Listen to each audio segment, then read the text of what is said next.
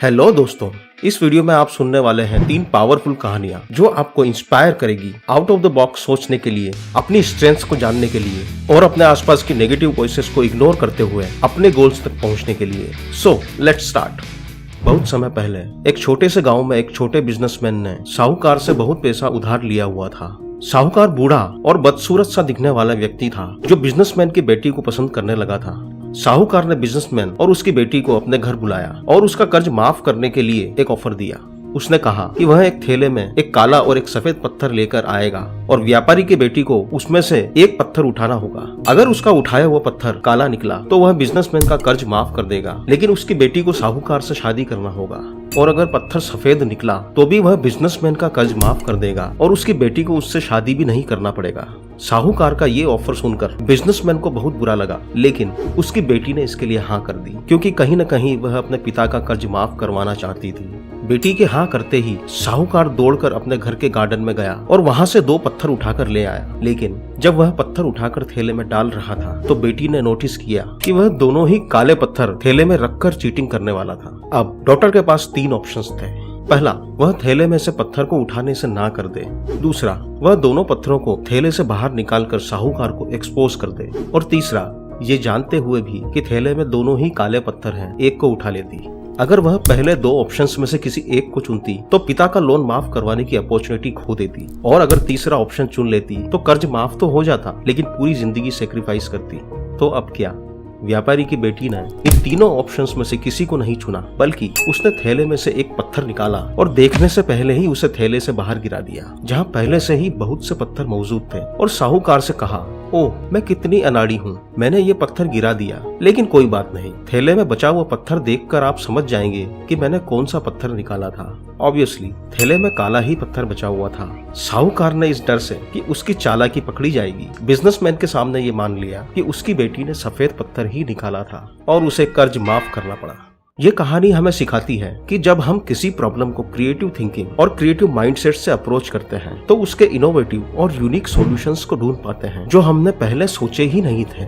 Creative thinking inspires ideas, ideas inspires change. Creative और out of the box thinking हमें challenges और life के obstacles से बाहर निकालने में हेल्प करती है। अब आते हैं हमारी दूसरी कहानी पर।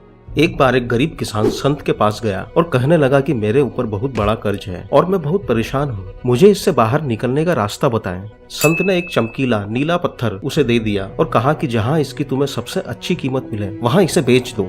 अगले दिन किसान सबसे पहले एक फ्रूट सेलर के पास गया और पत्थर दिखाया तो उसने कहा कि ये पत्थर बहुत सुंदर है, मैं इसके तुम्हें 1000 रुपये दे दूंगा। किसान मन ही मन दुखी हुआ क्योंकि इतने में उसका कुछ नहीं होना था। फिर उसने एक बर्तन की दुकान पर जाकर दुकानदार को वही पत्थर दिखाया। दुकानदार ने कहा कि यह कोई कीमती पत्थर लगता है, मैं इसके लिए तुम्हें 10,000 रुपये दे दूंगा। किसान वहाँ से भी चला आया और एक सुनार के पास जाकर पत्थर को दिखाया। सुनार ने कहा, मैं अच्छे से नहीं जानता लेकिन जरूर ही यह कोई कीमती पत्थर है, मैं तुम्हें इसके 1 लाख रुपए दे दूंगा। किसान ने अपने मन में कुछ सोचा और शहर में एक हीरे के व्यापारी के पास चला गया। पत्थर को देखते ही हीरे का व्यापारी चौंक गया और कहने लगा कि यह पत्थर इतना कीमती है कि अगर मैं मेरी पूरी संपत्ति बेच दूं तो भी इसकी कीमत नहीं चुका पाऊंगा। अगर तुम इसे बेचना चाहते हो तो मुझसे भी बड़े हीरे के व्यापारी के पास जाओ, वही तुम्हें इसकी असली कीमत दे पाएगा।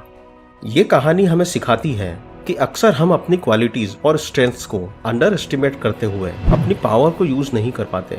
ये जरूरी है कि हम थोड़ा टाइम देकर अपनी स्ट्रेंथ्स, एबिलिटीज और यूनिक क्वालिटीज को जानें और इन्हें सही जगह यूज करें। याद रखें, you have power over your mind, not outside events. Realize this and you will find strength.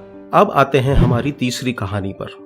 एक बारिश के दिन कुछ मेंढकों का एक ग्रुप गुजर रहा था। अचानक से 2 मेंढक एक गड्ढे में गिर गए। ये देखते ही दूसरे मेंढक उस गड्ढे के चारों ओर जमा हो गए और उन्होंने देखा कि गड्ढा बहुत गहरा था। उन्होंने गड्ढे में गिरे हुए दोनों मेंढकों से कहना शुरू कर दिया कि उनके बाहर आने की कोई होप ही नहीं है। हालांकि दोनों मेंढक बाहर निकलने के लिए जंप करते रहे, ट्राई करते रहे। गड्ढे के बाहर के मेंढक अभी भी लगातार यही कह रहे थे कि अब उन्हें कोशिश करना बंद कर देना चाहिए। ये सुनकर उनमें से एक मेंढक हिम्मत हार के रुक गया और दर्द से वहीं मर गया। लेकिन दूसरा मेंढक ज्यादा से ज्यादा कोशिश करते हुए फाइनली गड्ढे से बाहर निकलने में कामयाब हो गया। जब वह बाहर आया तो दूसरे मेंढकों ने पूछा, क्या तुम हमें नहीं सुन रहे थे? तो उस मेंढक ने एक्सप्लेन किया कि वह बहरा है और गड्ढे से बाहर सभी को चिल्लाते हुए देखकर सोच रहा था कि वे सभी उन्हें इनकरेज कर रहे हैं।